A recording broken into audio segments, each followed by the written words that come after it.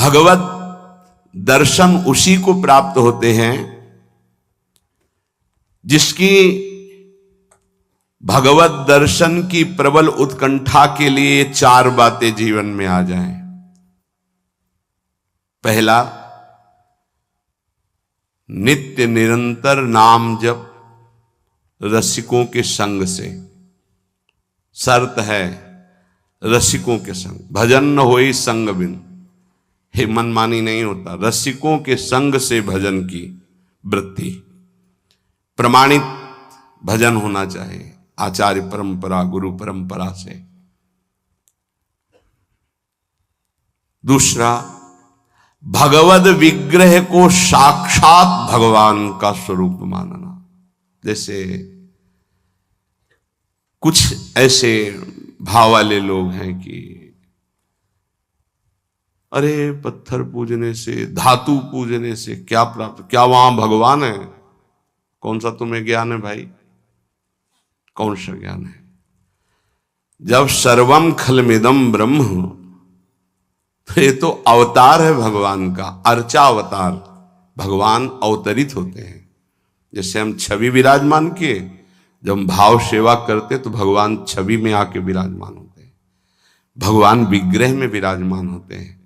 ये श्रद्धा और विश्वास का विषय है, ये नास्तिक लोगों को समझ में नहीं आएगा। जिस मूर्ति को आप, जहां मूर्तिकार निर्माण कर रहा हो वहां देखो, उसी मूर्ति को पूज करके ब्रह्म प्राप्त, भगवत प्राप्त महापुरुष हो गए। प्रेमाश्रुओं से अभिषिक्त किया है। ये बाहर वालों की ऐसों की बातें न सुने, नहीं तो जो छोटी श्रद्धा वाले लोग होते हैं उनकी श्रद्धा नष्ट हो जाती है। अरे क्या है, ऐसे से ऐसा न वो बोलते हैं, न वो खाते हैं, न देखते हैं, और ऐसे विराजमान। आपको क्या पता है? आपका भाव है क्या? आप जानते नहीं हो। भाव आ जाएगा तो साथ चलते हैं, बोलते हैं, खाते हैं, देखते हैं। भाव का खेल। एक प्रसंग में एक ब्राह्मण बूढ़े के साथ एक जवान तीर्थ यात्रा में गया था। सारांश में बता रहे हैं। ब्राह्मण तीर्थ यात्रा का इच्छुक हुआ, पर उसको लगा कि मेरे बेटे तो हैं, पर धनी होने के कारण वो विलासिता में युक्त हैं, मेरे साथ तो चलेंगे नहीं। अगर कोई जवान आदमी मिल जाए, मुझे तीर्थ यात्रा करवाए, उसे कुछ भेंट पूजा दे देंगे। तो एक गरीब ब्राह्मण का जवान लड़का था, बात की तो उसने कहा हमारा भी सौभाग्य होगा कि तीर्थ यात्रा होगी और आप हमारे पिता तुल्य, आपकी सेवा होगी। समस्त तीर्थों में भ्रमण कराया। जब वृंदावन आए तो बहुत सेवा उसने की। उसका मन बहुत प्रसन्न हो गया। धनी का वृद्ध था तो गोपाल जी के दर्शन कर रहा था। उसने कहा वृंदावन को साक्षी करके, गोपाल जी महाराज सामने हैं, मैं बहुत प्रसन्न हुआ तुम्हारे ऊपर, तुमने इतनी सेवा की। एक बेटी ब्याह योग्य है, मैं तुम्हें ब्याह करवा दूंगा अपनी बेटी से। तो देखो हमने तो नहीं कहा, तुमने कहा है ना, इस बात को ध्यान रखना, वहां जाके भूल मत जाना। ऐसा ही हुआ। सारांश में बताया। वो जब गांव पहुंचा तो वृद्ध की हिम्मत नहीं हुई अपने धनी बेटों से कह दे कि बहन का ब्याह उस गरीब के साथ कर दो।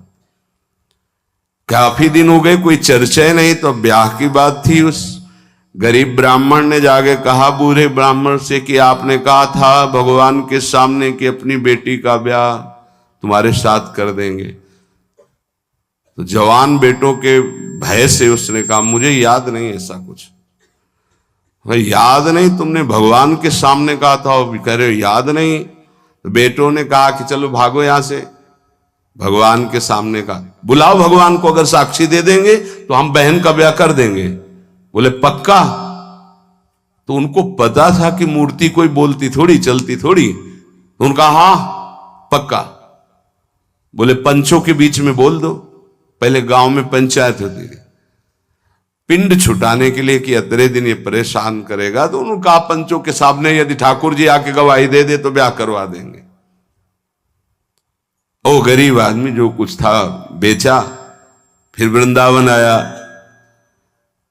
ठाकुर जी गोपाल जी से कहा कि महाराज आपके सामने हमारे ब्याह की बात कही थी इस वृद्ध ब्राह्मण ने, आपको गवाही देना पड़ेगा तब हमारा ब्याह होगा।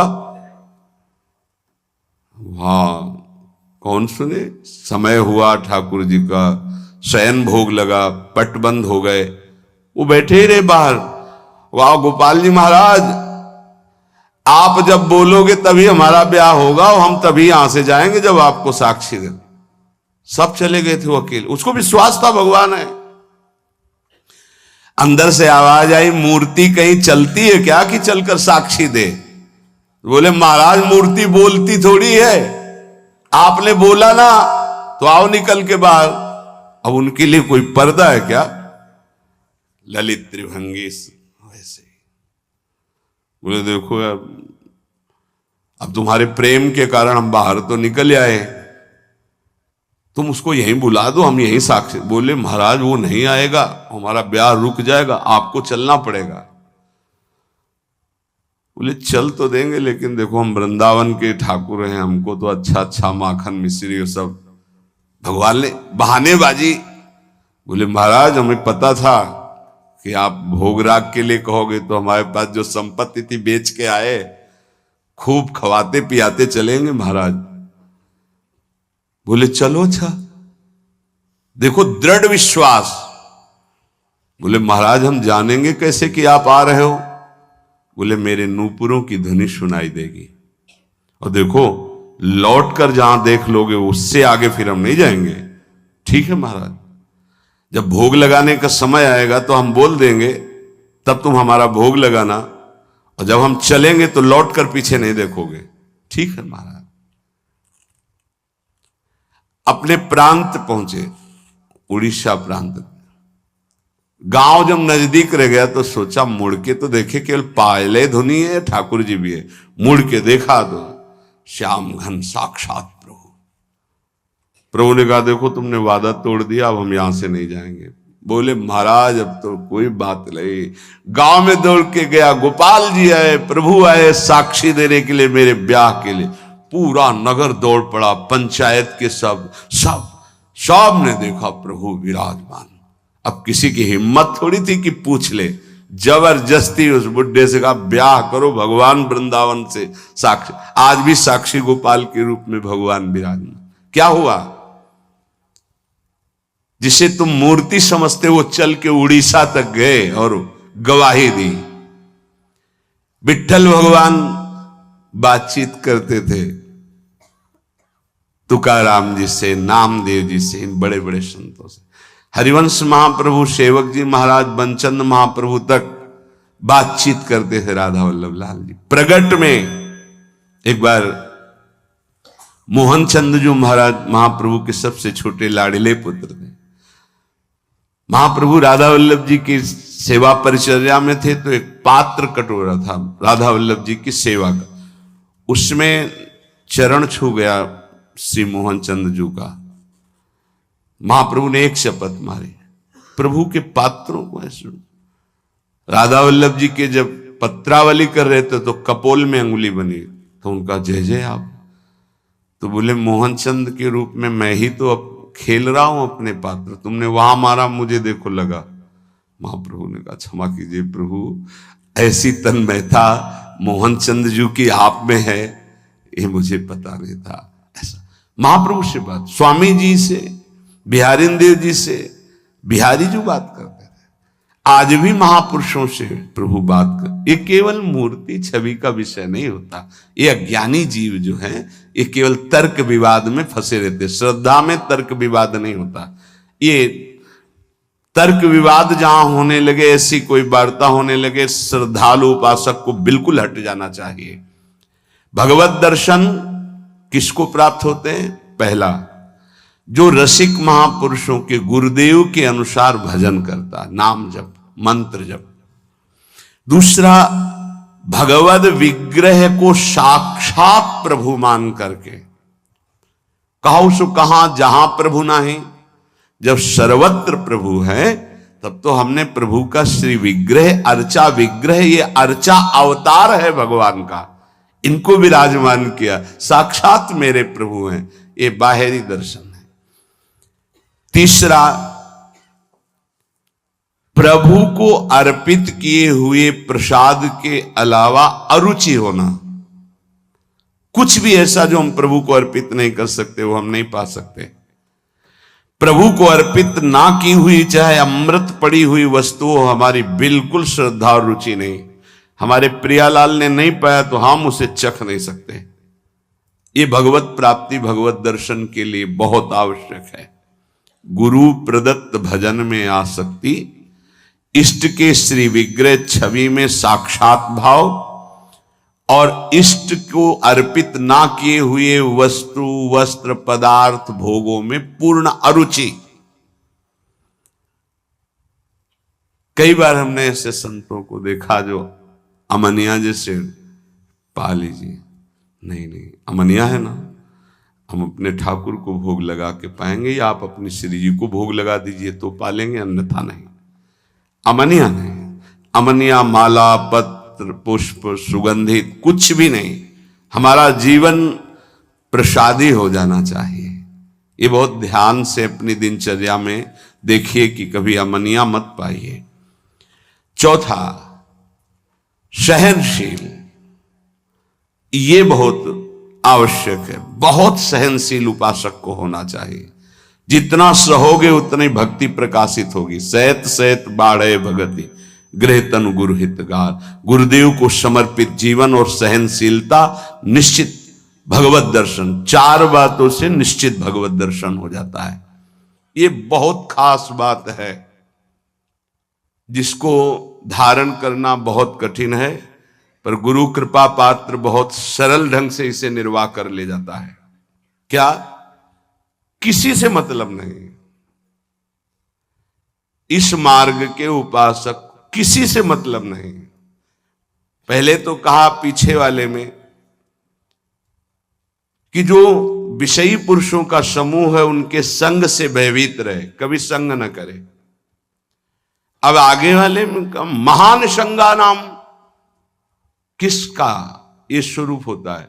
बोले जो वह तो महताम श्री पद रजा, महापुरुषों की चरण रज से जिसका शरीर अभिषिक्त है और माथे पे जिसकी चरण रज विराजमान है, गुरुजनों की, संतों की, रसिकों की, वो महान संगानाम सहज मधुरात्म प्रिय कथा।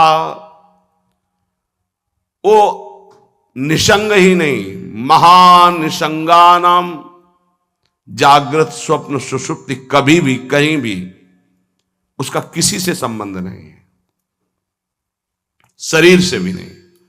क्योंकि महान निसंगानाम तभी हो सकता है, शरीर से भी नहीं। यह ज्ञानी जीव जानते नहीं। कहते हैं शरीर तो यहां छूट जाता है, फिर गति किसकी होती है? भगवत प्राप्त। शरीर तो एक कपड़ा है, समझते नहीं हो। इसके नीचे एक कपड़ा है, सूक्ष्म शरीर, उसके नीचे एक है कारण शरीर। आप पहनने वाले हो, ये आपके कपड़े हैं। एक छूटता है सिर्फ स्थूल शरीर, सूक्ष्म शरीर और कारण शरीर को लेकर के बार बार जन्म मरण होता रहता है, कपड़े बदलते रहते हैं।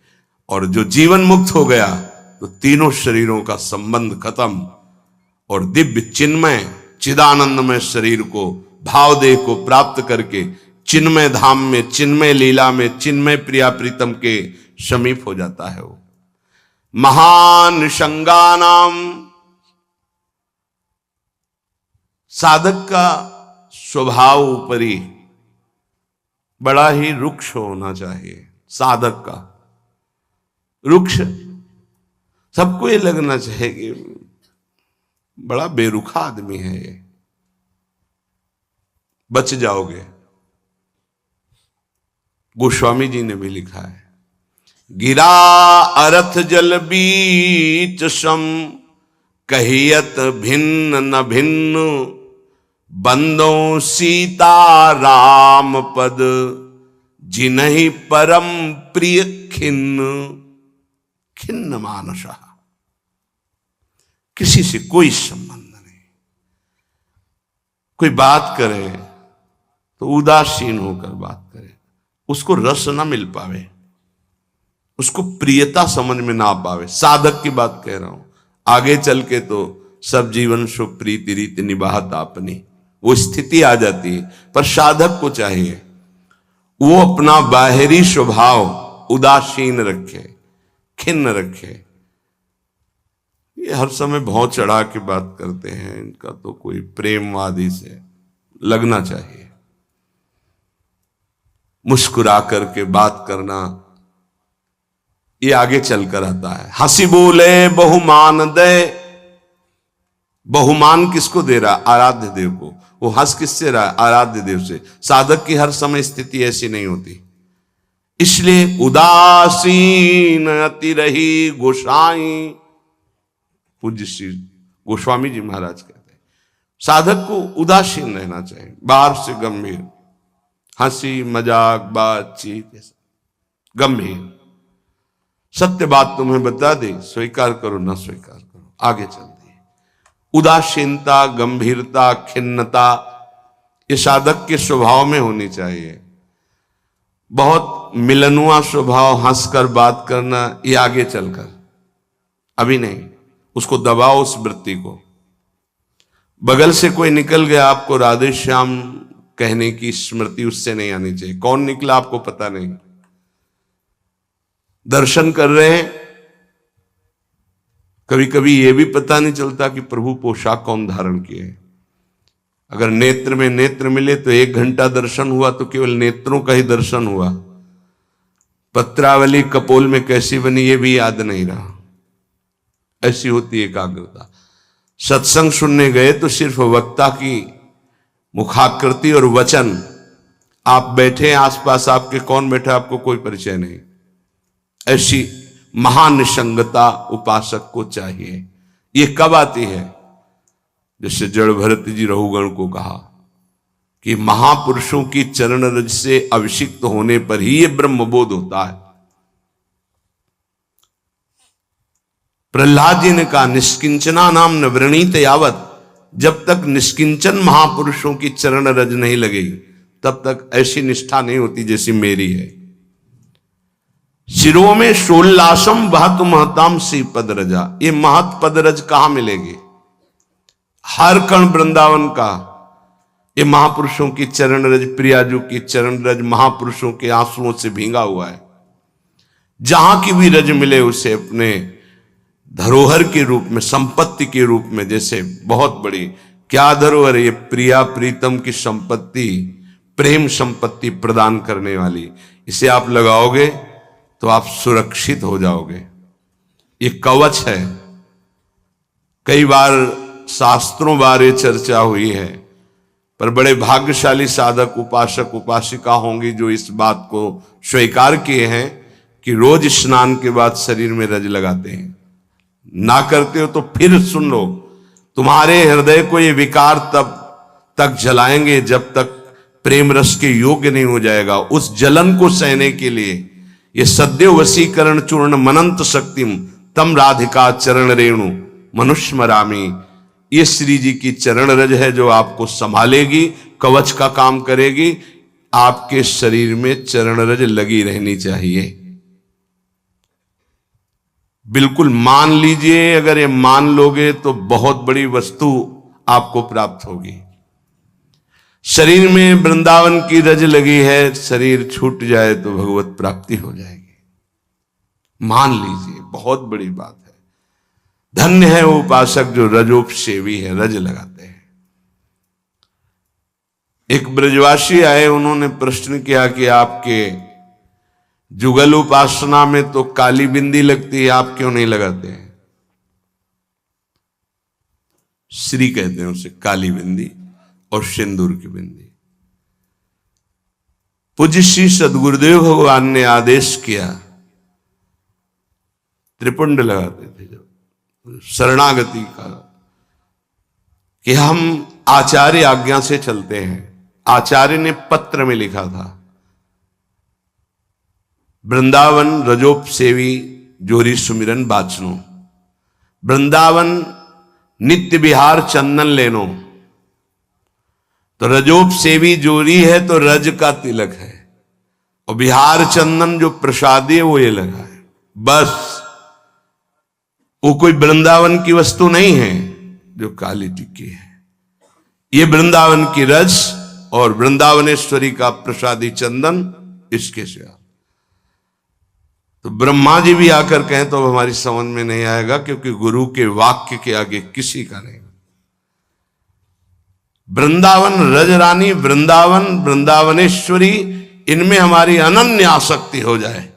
जो लगाते हैं उनको प्रणाम है, पर हमारी गुरु आज्ञा है, आचार्य श्री हितजू महाराज, वृंदावन रजोप सेवी हरिवंश जोरी सुमिरन बाचनो, वृंदावन नित्य विहार चंदन लेनो, आज्ञा है, उसी का पालन है।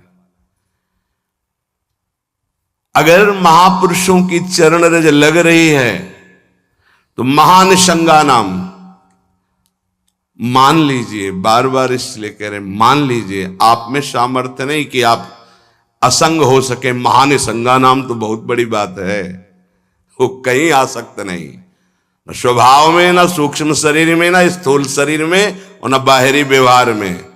वो अपने स्वरूप में स्थित महापुरुष है, वही महानिशंगा नाम होता है। फिर क्या बोले? सहज मधुरात्म प्रिय कथा, अपनी प्यारी जी और प्यारे जी की कथा सुनते ही उसकी दशा बदल जाती है। प्रसंगानाम प्रेमोत्पुलक गलदस्रा कुलगिराम, अश्रु प्रवाह हो रहा है, पुलकित तन हो रहा है, गदगद कंठ हो रहा है।